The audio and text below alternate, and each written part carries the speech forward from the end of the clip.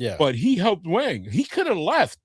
Mhm. Like when he got back to the restaurant, he could have been like, "Hey man, I just called my insurance. I'm out of here." Like, like you guys, whatever Asian shit you got going on, you guys figure that out. You guys got going on. Yeah, we're just gonna start this shit live. That's why I said I'm mad that I liked it. Like I'm really pissed. He's Chinese.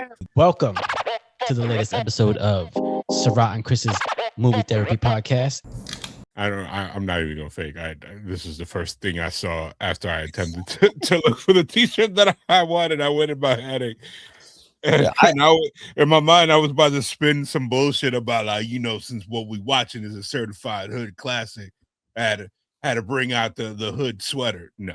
Well, for me, I like this shirt. Whenever I wear it, when people see it and they know what it is, that's when I know people know balls. I'm like, all right, yeah. If you know. Where you get that? Is that in the style of Roots of Fight or no? Yeah, it's a like style of Roots of Fight, but Bruce Leroy, the master. I would love to get a Shonuff one, because Shonuff, man, listen, I didn't realize the dude that played. I might be able to make that. He died. Yes, he died. No. I'm saying the guy that played Shonuff was also the dude that played Angela's dad on Boy Meets World. Oh shit. I saw the picture. I was like, "Oh shit, that is Shonuff." The younger generation might know Angela for some other videos instead of. Yeah. Well, I mean, this is my last pick for our 80s action extravaganza. But before we get into that, welcome to the latest episode of Sarat and Chris's Movie Therapy Podcast featuring Marcos. It's your boy Sarat, aka Makazi. It's your boy Marcos, aka at the Sunset Kid 5'6". And if you guys have been enjoying, what's up? I said you over here. I'm actually bringing movies that'll break you mentally in terms of like, what? No. Here's the thing. You out here. Well, first of all, going back to back. Well, first of all, for the listeners, if you're enjoying our 80s action romp, please like, subscribe, tell your friends about us. Come join us every week where we're talking about more and more new movies. Subscribe, comment, let us know what movies you want us to see. Now, I want to go into a 90s kick now after this. Oh. Well, okay, so here's the thing. I felt like there's a specific reason why I picked this movie this week. And the movie we picked is, like you said, a certified hood classic. Like when you think about cult classics, this is one of them. Now, like this movie, like little kid Marcos didn't even know this movie came out in the movie theater. I just thought it was a videotape that was in everybody's house. Yeah. Everybody knows this movie. The movie we're talking about this week is Big Trouble in Little China, starring Kurt Russell. And but there's a reason why I picked it, because since we were going down this road, I wanted to rewatch something that I kind of revered from that era, and I wanted to see if it still held up in 2026. Sometimes you watch something, you remember, like Power Rangers. You watch it, it's amazing to you. Then you watch it as an adult, and you're like, man, is this still amazing? You watch yourself here. So before we started recording, I had a Power Rangers shirt, but because I use a green screen, I was like fading into it.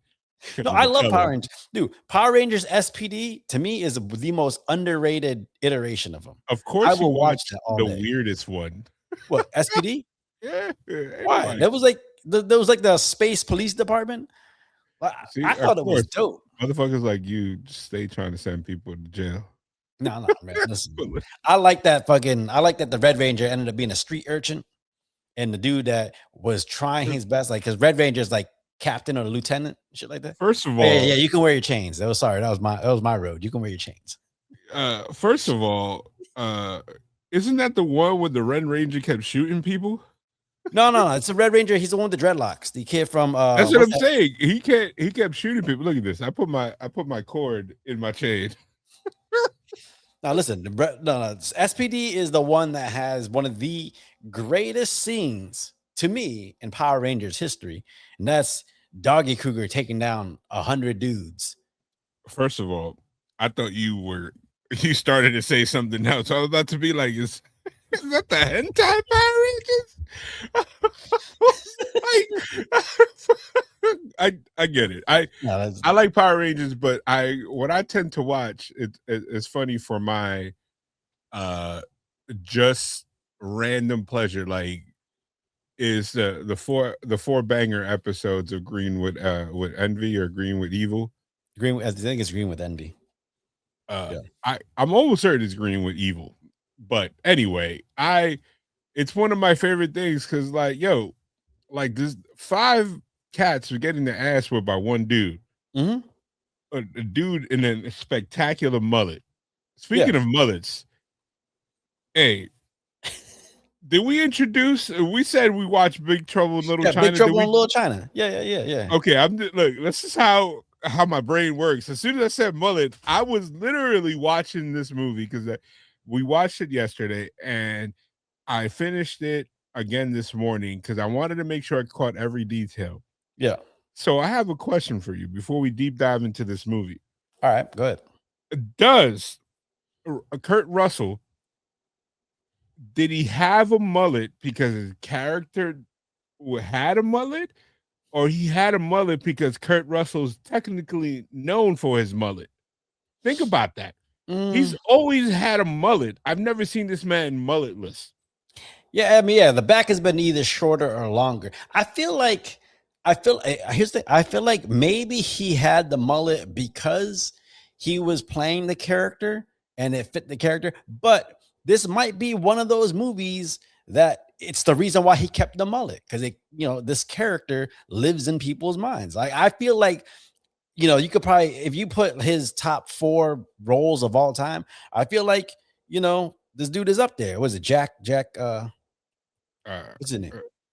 You talking about his character? Yeah, what's his name in the movie? Burton? Were Jack you about Burton. to call this man Sparrow? No. I said Jack, but I'm just saying, like, no, I'm saying Jack Burton. I forgot the last name, but it's one of his most iconic characters. Yo, Kurt Russell, like, if aliens or somebody like 1,000 years from now, they come in and they were like, "What is the definition of a man?" I need him to just show Kurt Russell. Like, this guy ages like fine wine. He's the only cat that I know that wears Xena warrior boots in a movie, and I did not notice until I'm 44 years old. Like, yesterday, I was like, yo, what's up with these wild ass boots he's wearing on? Bro, they have a zipper. They have embroidery in the front. They're cowboy boots, bro. It's just those are not cowboy boots, they're dog. just tucked in, bro. They're just tucked in. Those are not cowboy. I mean, it's not quite Floyd Mayweather with the horseback riding boots on. No. Those are not cowboy boots, dog. Those are Xena warrior princess boots. Yo, he looks like a catcher from the 1940s that's about to catch for a whole baseball game. That shit goes up to his knee. And, like, I sat there and I was just like, what is the fuck? Like, first of all, it's a style. First of all, 30 years ago, when I watched this movie as a teen, I already shot this man bail for the tank top under the fucking jean jacket. That's nasty work. But him, I don't know, with the thigh high boots, bam. Only Kurt Russell. But no, yeah. So I watched this movie because I wanted to make sure it wasn't, something that I was just reminiscing about, and it actually held up. And this movie really does hold up. I know we just watched Ninja 3, where it's like an example of like, hey, this is that B movie corny 80s action, but this is a legitimately very good action movie. 80s action movie. Let's be clear. Just because it was John Carpenter and it had a US budget, there was some B-ness to this movie. And one of the things that I noticed, that I had to rewind it, and it was like, oh shit, they just left this shit in there, was when they get trapped, right, in the elevator. And then they got tortured after they met Lopan, old, human Lopan, which is the old man. Jack and Wang are like tied up in the wheelchair, and they already take off everything, and then they notice that the big guys coming in bringing their homie. Yeah, and he hangs him. First of all, he hangs him like a jacket on a hook, which is the funniest thing in the world. And so when Jack, goes to attack him, and the dude just like starts growing and then pushes him off, and he falls in the wheelchair and he starts rolling back. There's several scenes in which Kurt Russell, not Jack Burton, goes to reach out and he realizes that he could stop himself, and the actor goes, because that hallway is very narrow. And I think if they're in that take, they probably were like, yo, we're going to do this in one take because we got to get the shot. We got to keep it moving. There was a point that he got dangerously close. He could have been like, not Jack, but Kurt, like, and fuck up the whole scene. He could have been like, oh, shit. I stopped doing it. No, there was, I mean, even that same scene, after he stops himself from falling into the pit, he gets himself up, rolls forward about 3 inches, and then hops off as if he can't just roll a little further forward and get off safely. And bro, can we talk about the wheelchair was going maybe brisk walking pace. Yeah. Down that ramp. And he hits the 2 henchmen, and you would have thought that this man got hit by Superman coming down straight down into the floor. That pull wire stunt was crazy. Yeah. Guys, what? All right. So, I mean, for people who haven't seen this movie, like Big Trouble in Little China is essentially Jack Burton, Kurt Russell, and his friend Wang are going to the airport, to help him pick up his girlfriend or fiance who is coming in from China. And as she's arriving, she gets kidnapped by Chinese gangsters.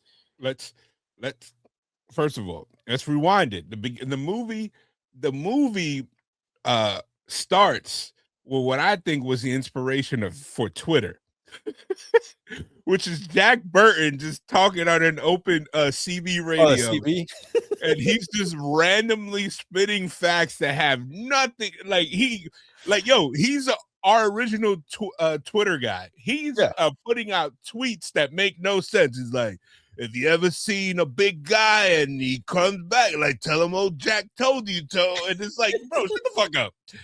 And then he goes from his long haul to this illegal poker game. Mm-hmm. Is it poker or what is it? It looked like it's either poker or mahjong or something. It's some card game, but they had stacks, like clearly fake stacks. In there, and they're all holding them, betting like they're gonna throw out like a whole stack at one bet.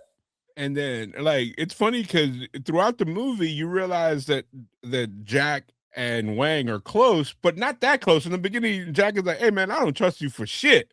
Yeah, like, matter of fact, I ain't following you. You jumping in my big ass truck, and that's when I immediately noticed that this movie was probably filmed an entire backlot. Yeah, because number one, that did not look like an airport. No, at all. No, it looked like they walked into a storefront and they just had people standing around. Mm-hmm. And number two, I guess I'm not old enough to remember, was the airport that wild in the 80s where motherfuckers could pull out guns and nobody? Well, here's the thing. Obviously, that's for entertainment reasons. But there was a time before 9/11 where you could just walk someone up to the gate. You could go with them through security to the gate, let them out, like the airport was a lot looser back then, bro.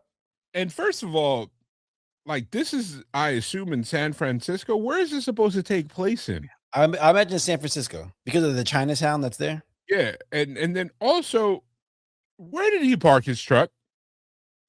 If I go, hey, Sarat, you coming, you stopping in Baltimore, don't worry about it. Let me pick you up in my semi truck. Well, listen, but it was just the truck. It wasn't like he had the trailer with him. That truck was still 12 feet high, dog. Yeah, but that, he don't mean he going into a parking garage. He can park. They got outside parking. You know how I know he went to a parking garage? Because after they ran off, he's like, all right, let's go to my truck. They didn't leave. They were in the truck. So you presume that his truck was parked in the same parking lot as regular parking. No, but there's outside parking. There's a parking lot. It's not just. I don't know. If by some happenstance, if any of your WWE coworkers that drive the semis are in our chat, or somebody that's a truck driver, can you effectively pick up somebody in a semi from the airport? I don't think you can. Bro, Chris is the truck driver, and he picked me up from the airport in a semi.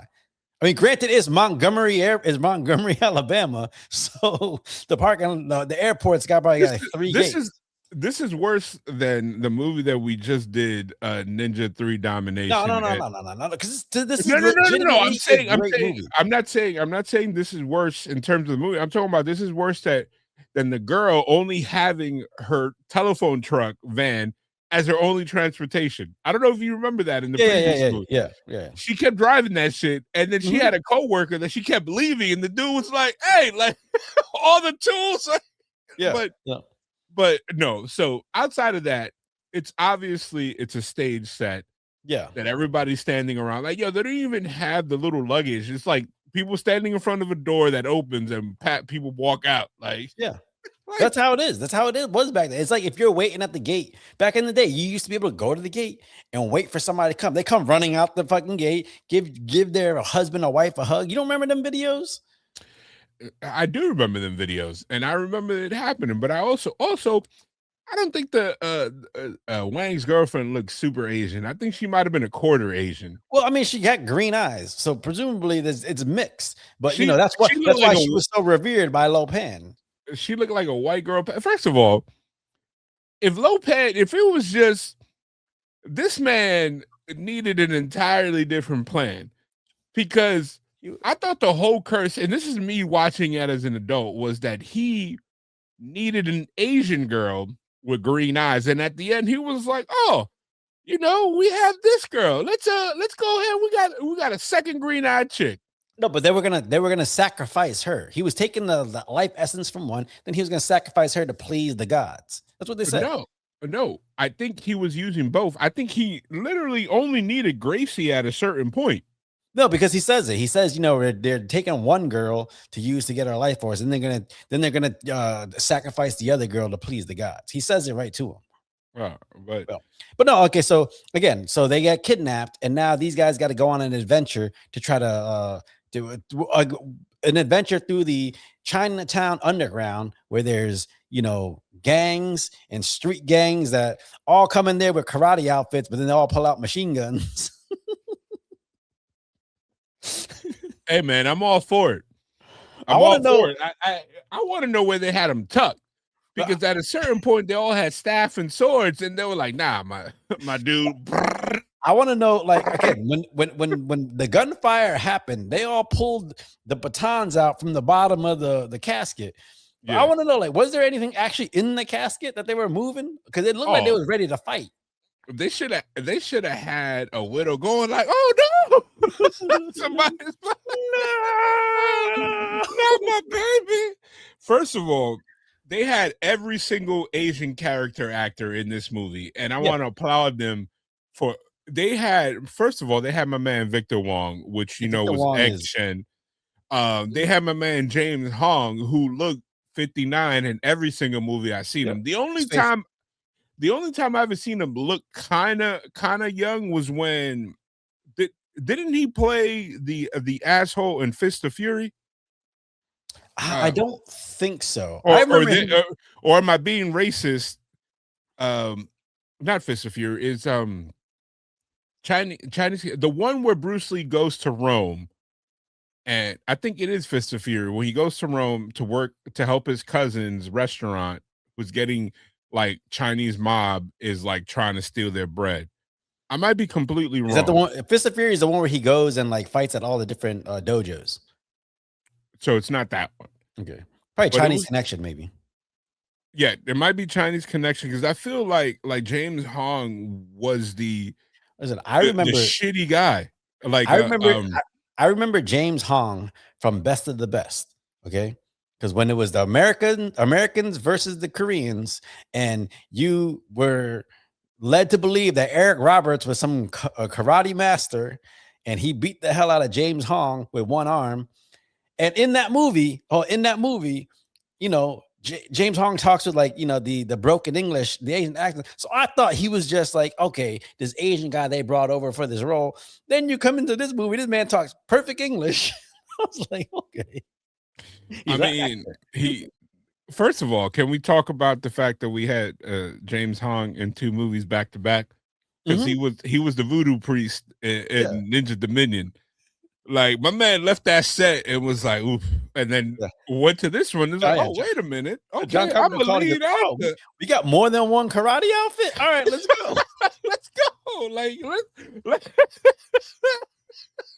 No, but the budget on this movie, again, this movie was made because John Carpenter really wanted to make a martial arts movie. And I love the Yep. fact that he made a martial arts movie, but it was still like that pulp culty, that kind of like it was his style of movie, his like The Thing and like fucking like Halloween. Like there's that his style was like all over this movie where it wasn't just he wasn't trying to recreate some stuff that he saw before. He was like, no, we're gonna go all the way, like my style of movie, which I appreciate.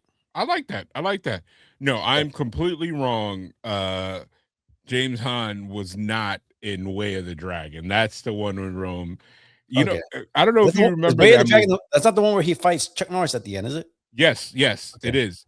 But in the movie, there was like the guy that the mafia guy had, the Asian interpreter that had the little earring that was Yeah. kind of like smarmy. He looks kind of like James Hong, or I'm racist. I don't know. No. The jury's Well, out. this movie was kind of like, like in Rush Hour 2. Rush Hour 2, all of a sudden you saw all the different, Asian character actors show up and stuff like that. Like it was kind of the same thing. Like, they all obviously a lot of them are all stuntmen, but I've seen them in different roles over the years that like I forget that they're all martial artists who are used as stuntmen.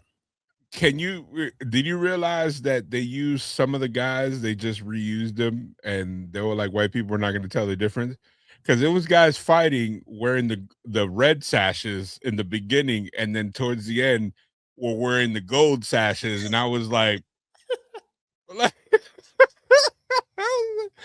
and then first of all, so another subplot did the what is it, the three storms or the three wind, what were they called? The Three Storms. Did they subjugate the red guys? Because they were scared of them in the beginning and they were fighting together, the gold and red. And then all of a sudden the red ended up being low pants people.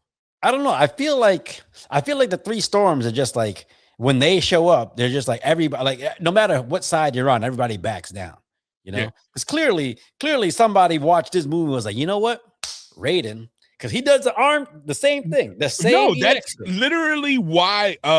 Like I've watched Mortal Kombat documentaries more than I care to share, and they literally were like, yeah, that's exactly where we got this from. Yeah, like to me, that's Raiden, and then Shang Tsung. That look of the original Shang Tsung before he became the young Shang Tsung. Yeah, like, that's what he looked like. First of all, I really, really love Peter Kwan, the guy that plays I think Thunder. No, he played Rain. The one that literally took off his hat, that had the full suit.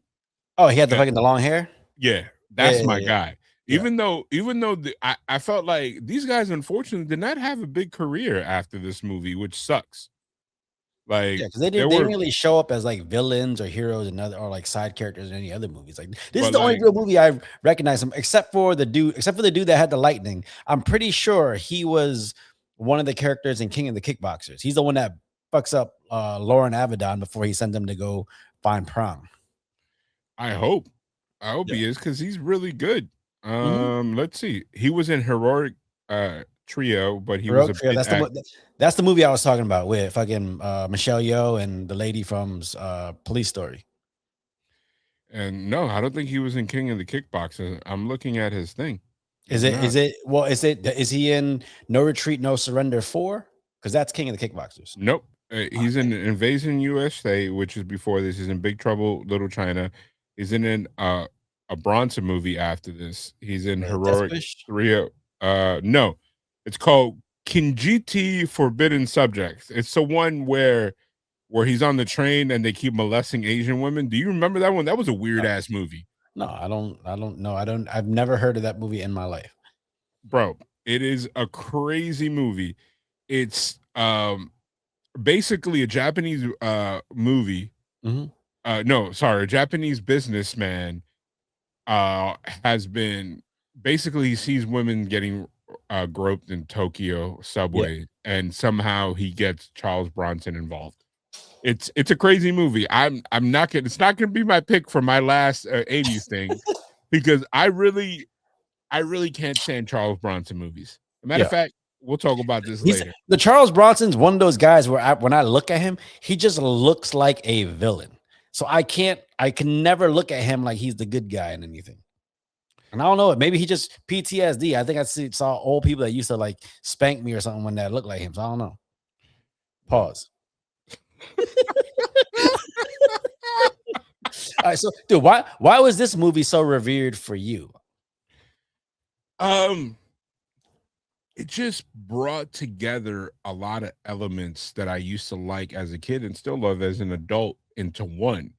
Yeah. And it could have this movie could have gone away and become like a B movie, like like Monster Squad, where that it has a cult following, but this one has more than a cult following. I think this one is ingrained in pop culture as well. Yeah. Like, and shout out to Kurt Russell, because I think he has a lot to do with it. His staying power as an actor has been defined by roles like this, and I think what is it, Snake as well. Yeah. And he's a very versatile actor.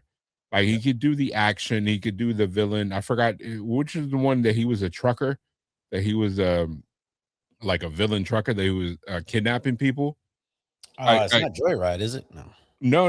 It's not Joyride. It's like, like he's actually pretty good at like making a bunch of movies, and his comedic / action role he could do like this. Yeah. Like people were like, he was bumbling in this because he had people that could play the karate straight man for him. Yeah. So he relishes in roles like that. But truth be told, Jack was not a slouch. He wasn't a pussy either.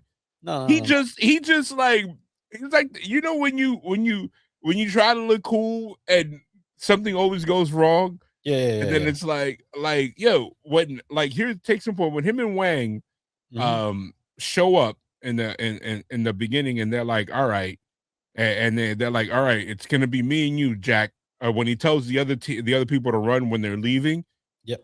Yo, Jack came out and did that work with the pistol, and then he ran out of bullets, and then he was he killed more than half of the henchmen. And then when he was fumbling with his knife, that's when Wang went and started beating them hand to hand. And then he had that iconic scene that I find hilarious when they kind of pay off later on when he's like, ha, with the knife, and everything was over. Yeah. Well, it's like, again, he's like one of those guys. He's a strong guy and he's got his strengths, but he's just out of his element. So it's like, he's bumbling, not because he's weak, but because he's just not used to all this around him. And he's not scared because he's the first one that like, let's go fight. Yeah. Like, you know what I mean? Like I remember when I was younger, I guess I didn't understand the nuance of his character. When I was like a child, I'd be like, man, why is he always scared? Like I found it comedic.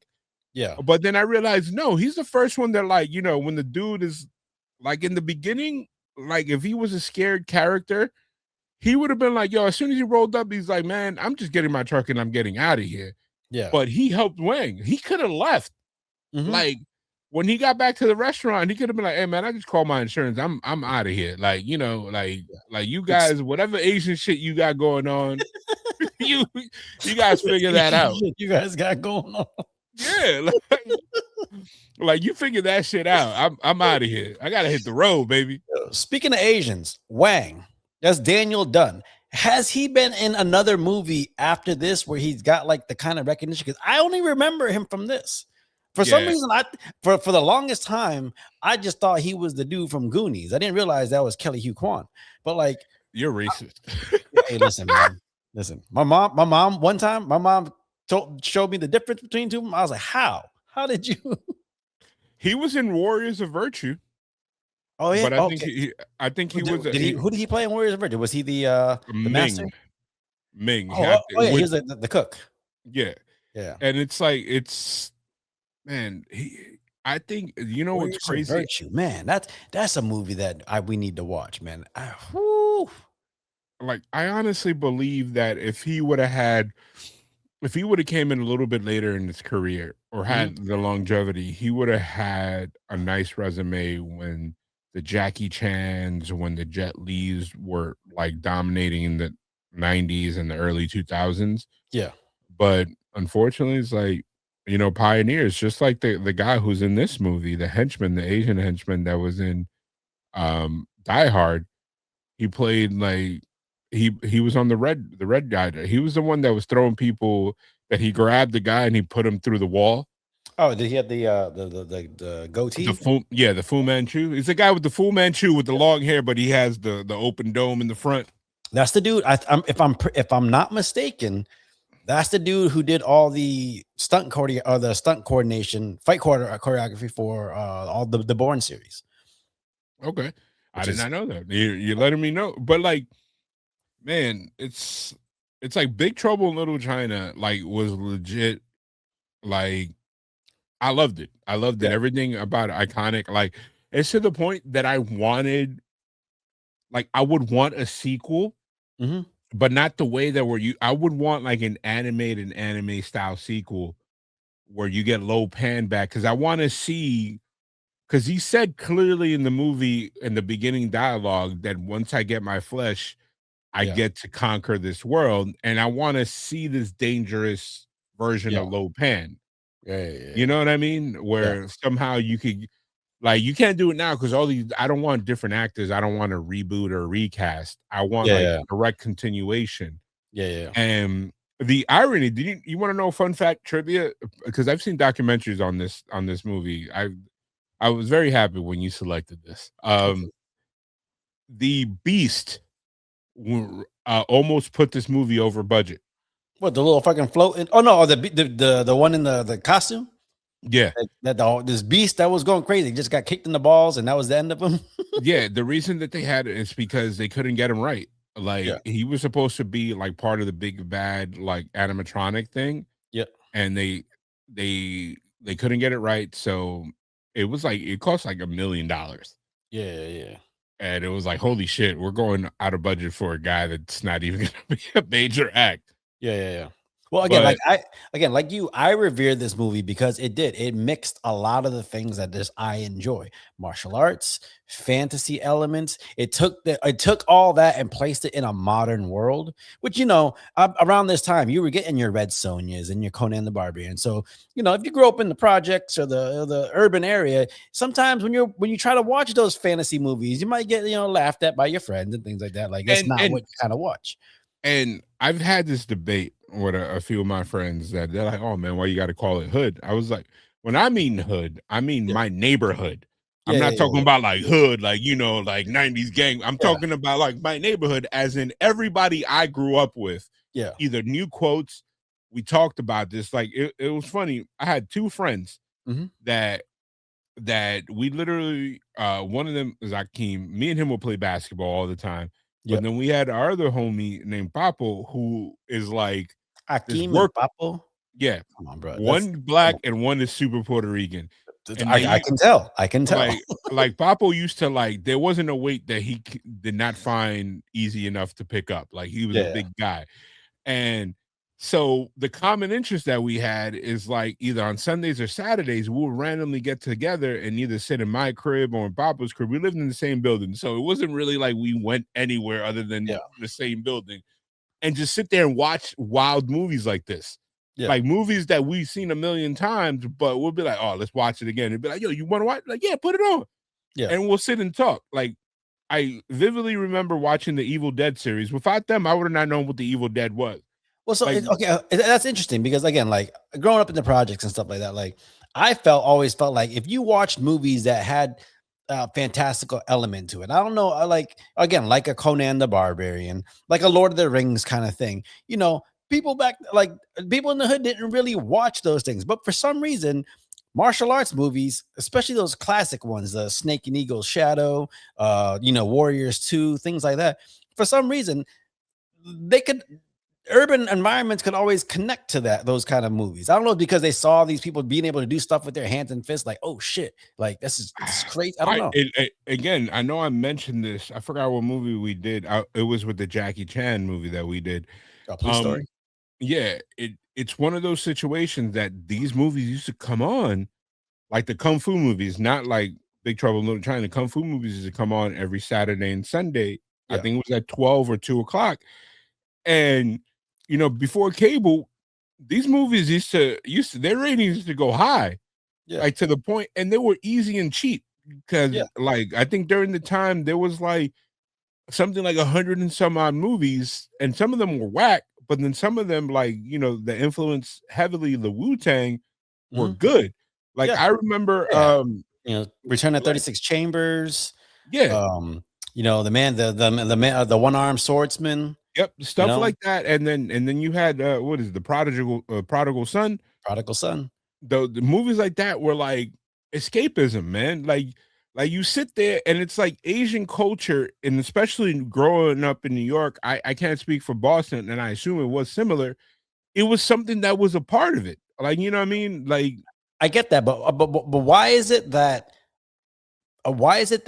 something like a Shaolin movie, which has fantastical elements to it, is more accessible to people in urban environments, whereas something that's got fairies and dragons and stuff like that back then was, maybe it's just me, or maybe it's the people I was around, it felt like that didn't connect as much. Something like a Dark Crystal or a Labyrinth didn't connect.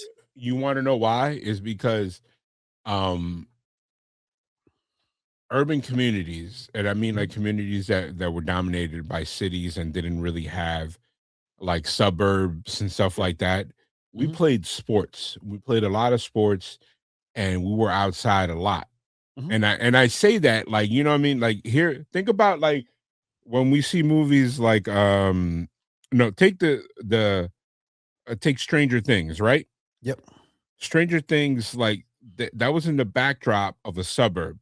Yep. Like, you know what I mean? Like a lot of those kids were looking for things to do. So they had the D&D, they had, Lord of the Rings, they had LARPing, you know what I mean? They had like stuff like that. Where they could use their imagination. Yeah, like to entertain yourself. Where in urban environments, bro, I had every single sport accessible to me across the street or maybe down the block. I could play basketball, I could do this. And it's kind of like we grew up with TV more than like sitting there. And it was like a lot of that stuff is bred by their parents. Yeah. And think about it, when you live in a city, it's a melting pot, unless you live in an area of the city where everybody looks like you. Yeah. Like I knew pockets of kids that played D&D. Yeah. But nobody that I grew up with directly played it all the time. Like, you know what I mean? Like you had to be in the know. You know what I mean? Yeah. Well, I figure I would imagine, obviously, like, when I was growing up, it was, because you're in an environment where you don't have much, right? So you would think those kind of environments would foster using your imagination. But when you have a lot of immigrant families, I feel, and this is just me personally, I feel like a lot of immigrant families were like, kind of, hey, like, stop messing around with that stuff. That stuff that's just make believe. Stop messing around with that stuff, because that doesn't put food on the table. So the things that put food on the table, like the tangible things that you can see and do. So that's why things like swords and dragons stuff didn't really take, but things that you could see, guns and martial arts, which you could do with your hands, probably felt more tangible to those people. So it felt more realistic to them. Don't get me wrong. Don't get me wrong. Nerd culture has been ingrained in cities and urban youth for years, but it wasn't as mainstream as it was. And listen, it wasn't until about the 2000s that a black nerd was accepted. Because before that, it was Urkel, and everybody made fun of that motherfucker. Yeah, and then one of those things is that I think it's just accessibility. Yeah, like here's an example. Like I know people that grew up that had a comic book shop that they went to. Yep. You know what I mean? And then it was something that was fostered by their parent or their older brother. Me, because of the age gap between me and my siblings, if it wasn't at the newsstand, I was not aware about it. Like later in life, a comic book shop came in, or like a brick and mortar came. Yeah. But I wasn't going to go out of my way to find a comic book shop. And it's like a lot of the stuff, I think we were TV first. And yeah. It's like, I think that's why you're not cartoons. Is that why? Is that why, like, maybe you connect with the cartoons because that was your access to imagination? Yeah, Ninja like not Turtles, even like Transformers. it was reading first. Reading was always my first love.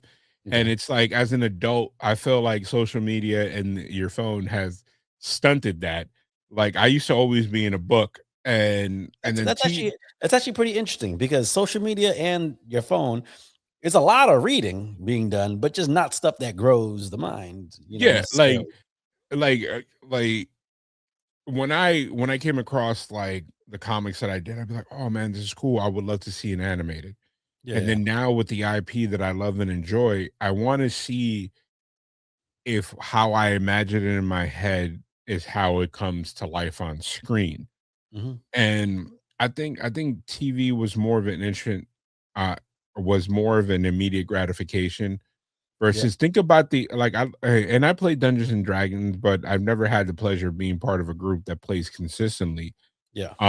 It's a lot of imagination and it's a lot of like patience and honestly, I probably grew up with a short attention span. Like Oh, I'm after sure a you certain did.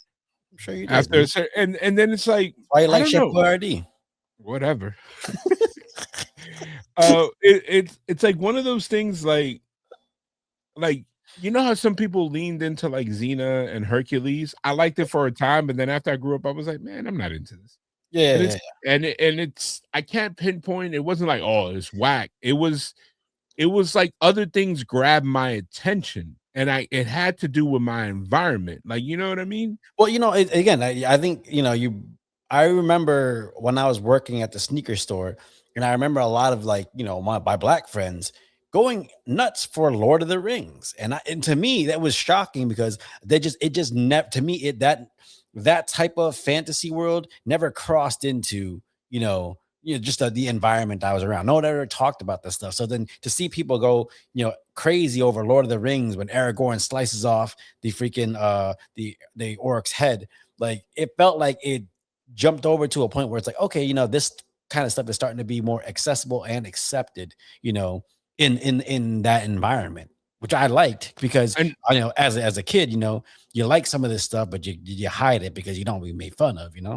well, I don't even think it's that. Let's break it down. We're both immigrants, Mhm. and immigrant backgrounds. Like, we're not a Native American or pure white, and Yeah, I yeah, yeah. say that like, Technically, we are all immigrants, but go ahead. yeah, but it's like being our backgrounds, you being Cambodian and me being Dominican. Let's be honest. If I walked in and my mom saw me watching something that was an orc, she'd be like, "What kind of satanic shit are you watching?" Yes. Let's be real. Let's be real. Listen, Like you know what I mean? It's like, My oh, my mom in Cambodian, they got this word. It's called yit. A yit is like a monster or whatever. And my mom used to watch these old like Asian movies where the dude would be dressed up like fucking like those I don't want to say like a Buddhist or anything, but like those Hindu gods or whatever, shit like that. But then they would have fangs and they'd be like 60 feet tall. She's like, oh my god, yeah. And she'd be scared about it.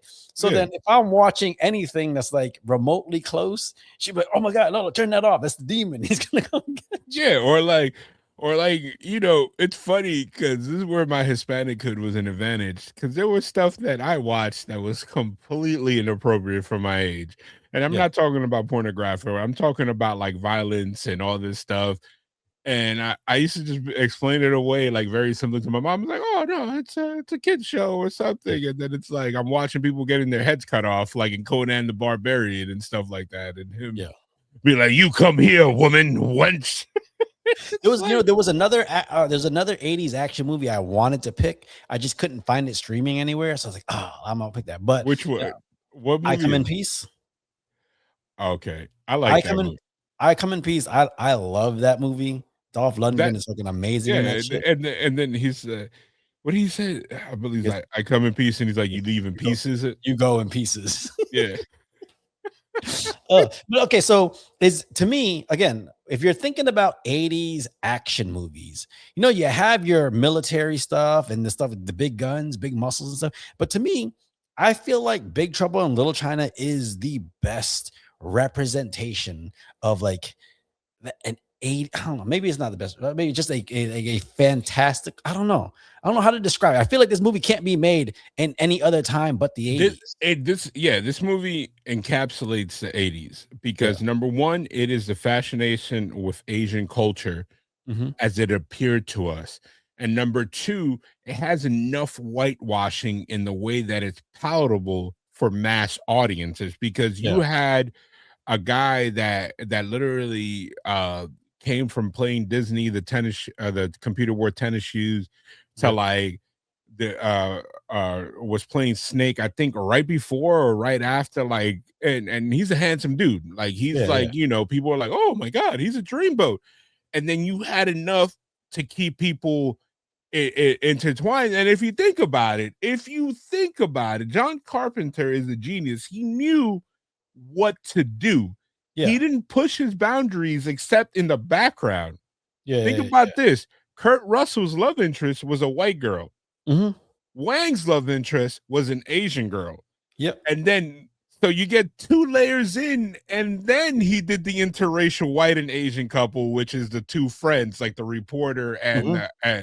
and the guy that was the maitre d' for Wang. Yeah. Like then they had like the whole like, oh, he likes you type of deal. Yeah. And Yeah. then Jack was always front and center in the action, kind of explaining, and his one-liners were always kind of like explaining to the Caucasian audience what was Yeah. going on. Yeah. It's like when the guy was like, yeah, blah, blah. And then he'll be like, so what you saying, Wang? Yeah. Is some mumbo jumbo that But I gotta shoot him or something, like, Yeah, but what was good and what John Carpenter did really well is, again, yeah, he had Jack there for like the everyman perspective, Yep. but then he allowed the Asians to be like almost superpowered, fantastical. Like you were in awe. And again, it clearly he made it because he wanted to make a martial arts movie. It's like his love letter to like Asian culture. He's like, yeah, I want to make these people like just you see the whole breadth of them in there. Like, so the entire Asian cast in the movie was the lead. Yeah. And Jack and Gracie were in the front seat. Yeah. But they weren't being led. Yeah. Like, if you think about it, Wang and Victor Wong were the 2 main characters. Like, it was like, this is the actual star of the movie. Yeah. The movie opens with Victor Wong doing the fucking explanation about what happened. Yeah. And typically, if you think about it, in every movie, when they do a voiceover that they're like, let me take you back, it's always the main character that does it. Yeah. And so he's legit, like, it's one of those like that if you go back, like almost at the end of the movie when they like like Tarantino or like when you go back and you get the different perspective, like this is like Egg or Victor Wong was the main character, and then we're seeing the movie from the perspective of everybody else. Yeah. Like, you know what I mean? Like, hey, I got a question for you. Yeah. How you think Kim Cattrall felt going from Porky's to this? She must have been happy as shit. Yeah, she's like, listen, my name ain't Lassie in this one. Yeah. She's like, I ain't got to get topless. Was she topless in Porky's? I can't forget. No, she was bottomless. Oh my God. When they was in the fucking the locker room. Even worse. Okay. But is there any movies made nowadays that you would consider being like in the same vein as this type of movie? I'm not talking about like maybe campy, but like not like not intentionally campy. Like, I'm sorry, not ironically campy, but like that's how it's meant to be. I think, and if you put it more on like a serious tone, I think Django. Really? Because Django, Christopher Waltz is the Christoph Waltz is the Kurt Russell, but the movie is unapologetically Django's movie. Yeah. Just like this movie is kind of Wang's movie, Wang and Egg's movie. Yeah. And Jack is there. Yeah. Like, yes, Jack is a facilitator, just like Christoph is a facilitator of Django being able to find his wife. Yeah. Essentially, if you take out certain supernatural elements and replace it with slavery, Yeah. it's kind of almost on par. Yeah, I can see that. Because with the exception that like Jack doesn't like, although Jack factors in more in the ending because he Yep. gets the last blow. Yep. You change that around, it's kind of like the same aspect. Yeah. Like, Here's another random question. I for me, it's probably um I, as far as like this movie towards martial arts movies, I would equate it to almost Guardians of the Galaxy towards like the space opera kind of thing. Like okay, it kind of has that same feel into it that like, it's just it's a fun ride that you can go on and the yeah, fantastical element and all that stuff. But okay, so here's a random question. I feel like Asian cultures and maybe Native American are the only real cultures where the old men tend to be the most like what is it, toughest opponents, or like those are the skilled guys, those are the guys that like you watch out for the old guy. Whereas, in a lot of other movies, you see the old guy, you're like, oh, he's decrepit. He's not, he's not doing anything. But in Asian movies, you see the old master with the gray hair. You're like, okay, like, nah, you don't mess with him. Like, leave him alone. Like, why is that? Is it because there's a mysticalness to their cultures? I think in this particular setting, it's more so that there's a belief and there's an understanding that what you heard is not legend, is more truth. Yeah. Because if you think about it, when Lang explained it to Jack Burton's character, he's like, when Jack is like, I feel like you're not telling me everything. He's like, well, when I was a kid, I heard this. Every little kid heard this. And we just, as we grow up, we're like, it's just stories we're told as a little kid. Yeah. Whereas the old heads is like, you might hear it as a story, but we lived it.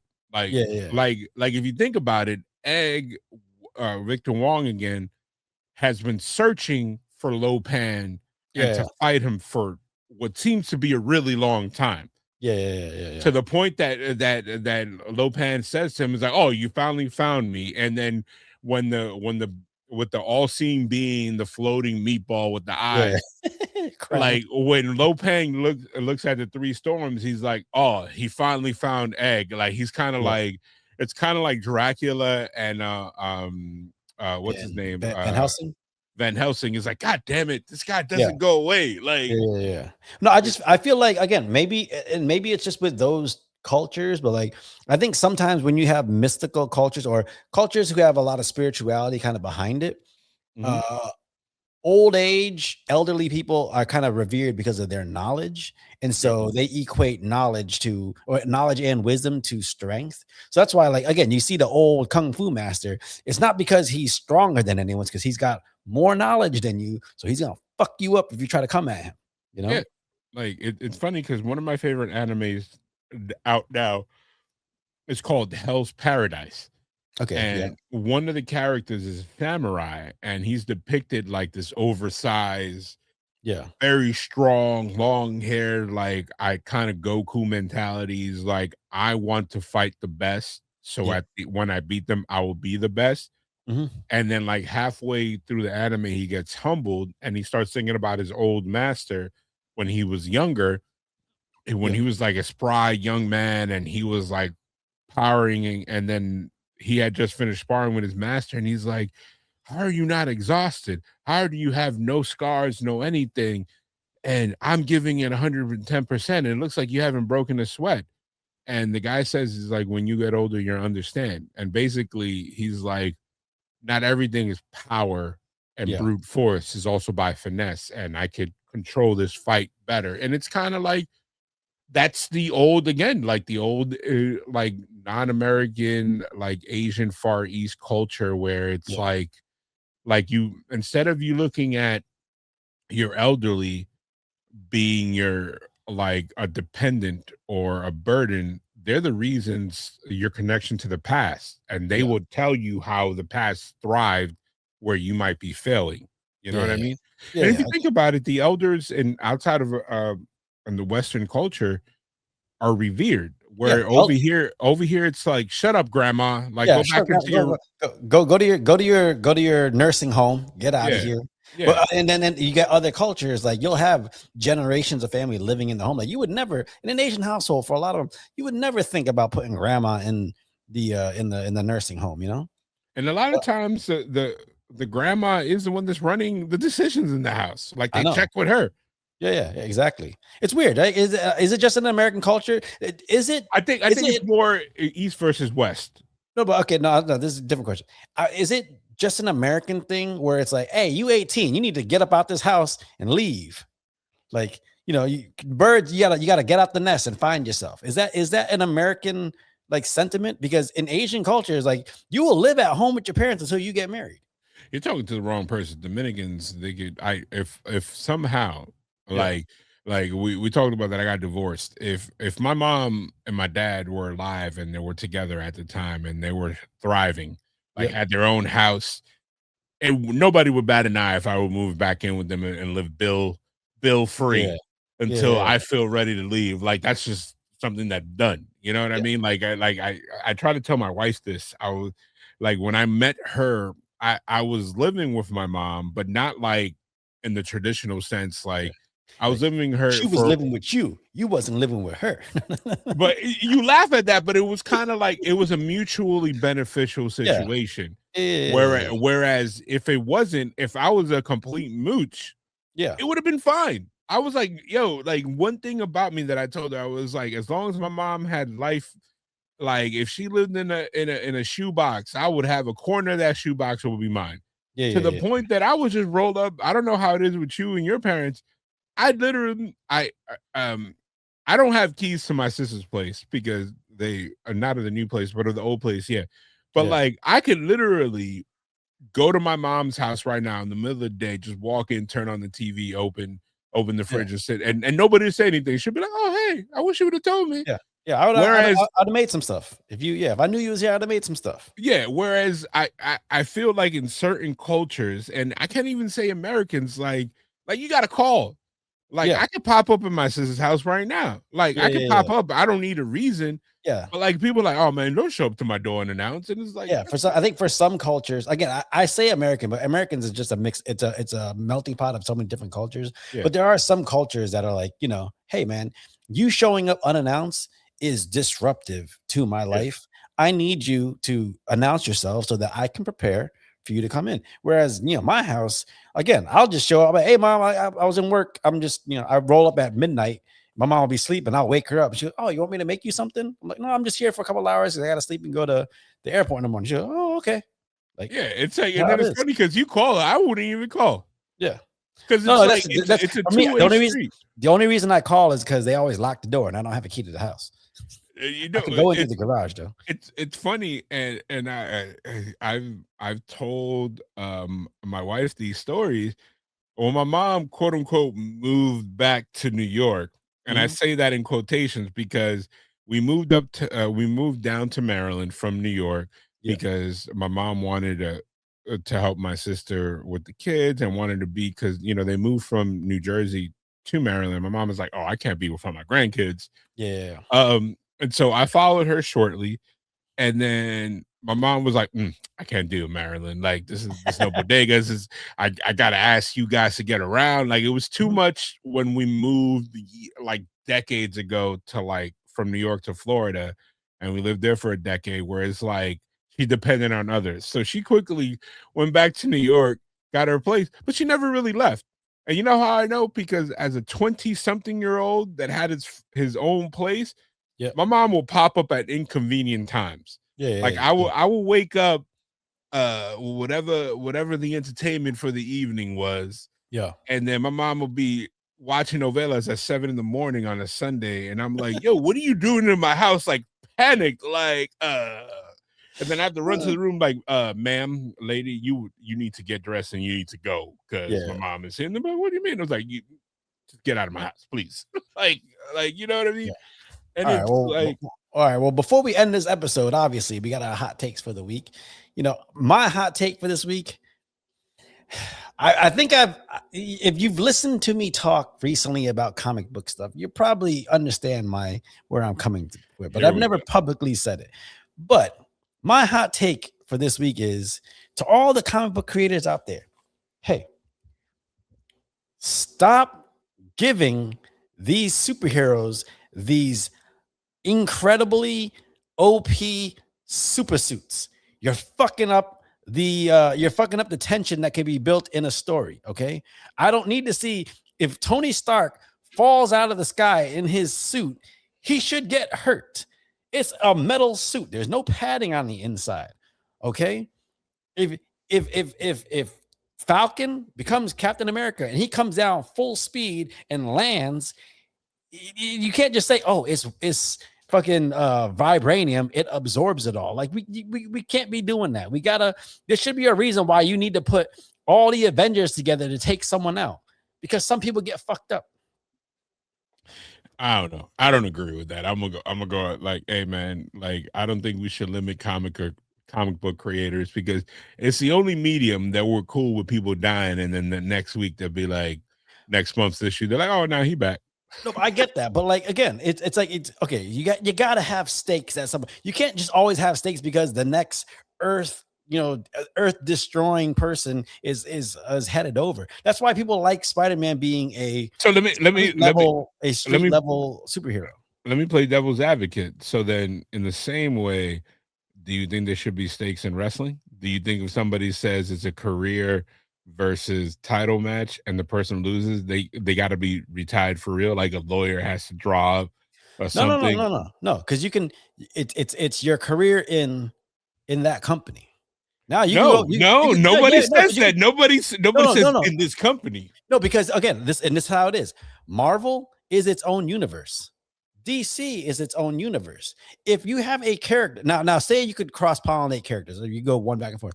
If a character dies, or it gets if his career is over in the Marvel universe, he can pop up in DC.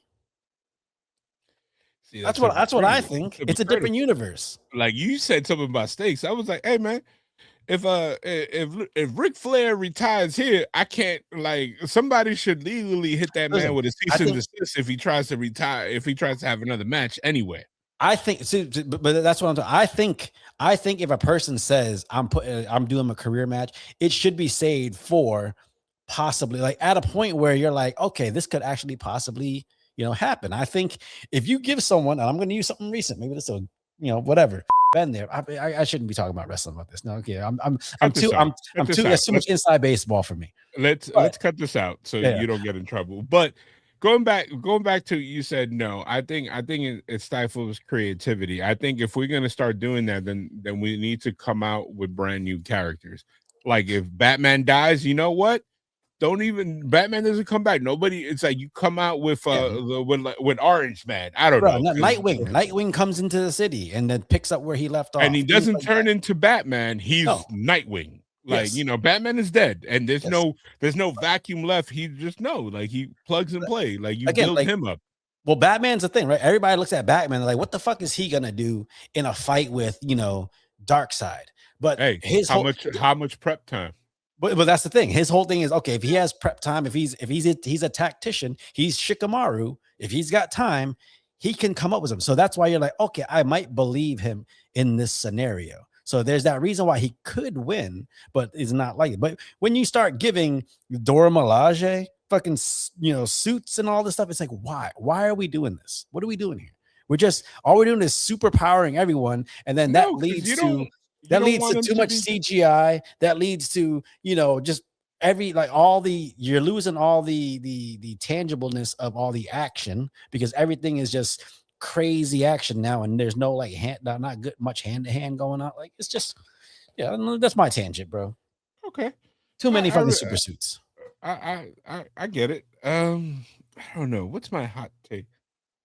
My hot take is, you know what? I got it. My hot take is we need to bring back syndicated TV shows. Ooh, okay. Why? You don't like this binging that's going on? And this is why. It's because I feel like we're Uh, spending what? we're Okay, no. spending Clarify what you mean by syndicated TV shows. first run IPTV shows Yeah. for the single purpose of you selling it not to be run on major network, but to be run locally. Okay. Here's an example like Xena, Warrior Princess, that Yeah. was syndicated. Mhm. Hercules, that was syndicated. VIP, I don't know if you remember that with Pam Anderson back in the Yeah. day. That Yeah. was syndicated. VIP, Baywatch. Baywatch was syndicated. It was sold locally to TV stations to play when they ran. It wasn't like it's on Friday nights on TGIF. It's on this, like, Yeah. local syndication, because I feel like I get it. Network TV is filling, or like syndicated networks is filling the slots with old shows, Yeah. but I should not be able to go up and down my dial on any, whether it's Comcast, Xfinity, YouTube TV, and find the same 5 shows on syndication. And Yeah. what are those same 5 shows? Is Friends, Office, Big Bang Theory, uh, depending on now it's Sheldon. Like, you know what I mean? Yeah. Where instead Everybody of loves like, Raymond. yeah, instead of people finding these niche shows that were heavily in rotation back in the 90s. You know what I mean? Like, I Yeah. recently found the syndicated show the other day that I think Bill Bellamy was on. Like, Which one is it? Is it I know. I used to watch this shit. it's a recent show. It's like, Oh I'm not saying like this year. Hold on. I'm gonna pull it up right now because it's like I'm trying to find here Bill Bellamy TV shows. man, I ain't heard the name Bill Bellamy in a long ass time. Just man, How to Be a Player. Nah, he was in. Oh, Oh my god, I can't I even. like I again. think it was called The Bounce or something like that. I was just like, wait a minute, why is Bill Bellamy? And Yeah. it was a show that was produced in syndication, which Yeah. means that that it's not meant to go on like ABC, NBC. Yes. It's supposed to go on your local Fox network Yep. that you sell out to them, and then they can play it whenever they want. Like I think the closest thing that we have are syndicated talk shows. Not Yeah. syndicated talk shows and game shows are the only thing. Matter of fact, look, the name of the show was where is it? I I don't think know. it was Self-Made or something like that. Yeah. I gotta find it. It was like, man, I 90. I don't I'd know. agree. I'll agree because nowadays, nowadays everybody's just trying to make one show and put it out everywhere, and like you don't have those regional specific things. I think probably the closest thing is probably regional specific news or some shit like that. But you don't have those regional specific shows where you're like, oh yeah, like you got to be in Seattle to see it here, And then they have sometimes they'll have syndication for like a year or 2 years, and after it's done there, if they don't renegotiate or buy it back, it then moves over to like the Southeast or something like that. Yeah, it's one of those things that I liked it. I Yeah. like stuff like that. And it's like I think it's either network or streaming. Yeah. And I think that's a narrow one. I think syndication used to fill a slot that Mhm. is no longer available. A lot of cartoons were sold in syndication too. Yeah. Like Yeah. like especially the ones that used to come on at 6 in the morning. Those were Mhm. like syndication cartoons. Like the Hanna-Barberas. There used to be this video game show. I think Nick Arcade. No, it wasn't Nick Yeah. Arcade. There was another video game show where like the guy I used to watch it right before I go to school, and the dude would be sitting on a fucking throne, whatever. It's a white dude with brown hair, but he's sitting on a throne, and he would like talk about new video games coming out and shit like that. Yeah, I remember a guy Yeah. that shit. And it's like I miss that. I miss it. And Yeah. and it's like I guess I'm showing my age. Well, And well, like right. it's this actually is going to lead into my hot take for next week, but we'll reach that when we get there. But before we Yeah. go into that, like, what's your final thoughts on Big Trouble in Little China? Excellent movie. It's one of those movies that hopefully for the rest of my life I'll watch and Is it rewatch. one of those movies, if you ever have kids, are you gonna show your kids this movie? 100%. 100%. I Yeah. feel like for me, again, this is there's probably like, I don't want to say there's a Mount Rushmore, but there's probably 10 movies are like quintessential 80s movies, like the Back to the Futures, the Breakfast Clubs, and that. And I feel like Big Trouble in Little China is in that list of like, if you were to put up a list of like the best 80s movie, like that represents the 80s, this would be one of them. Yeah, and you mentioned some heavy hitters in pop culture, like white culture. Yeah. I feel like I could right now, I can honestly poll 10 people. Yep. And people recognize Big Trouble in Little China before The Breakfast Club. Depending on who you talk to. Different age range. Yeah. Well, I mean, I'm talking about environment or yeah, like where they grew up. Because I don't know a lot of people that watched The Breakfast Club growing up. That's what I'm saying. Like but I know a lot of people that watched fucking Big Trouble in Little China and Bloodsport. So yeah. I don't know. It's definitely a cult classic that needs to be shared. So obviously, if you've watched this episode or listened to this episode by this far, you've probably already seen the movie. But if you haven't seen it in a while, go rewatch it because it still fucking holds up. And that's what I wanted to find out. I wanted to see if it still held up.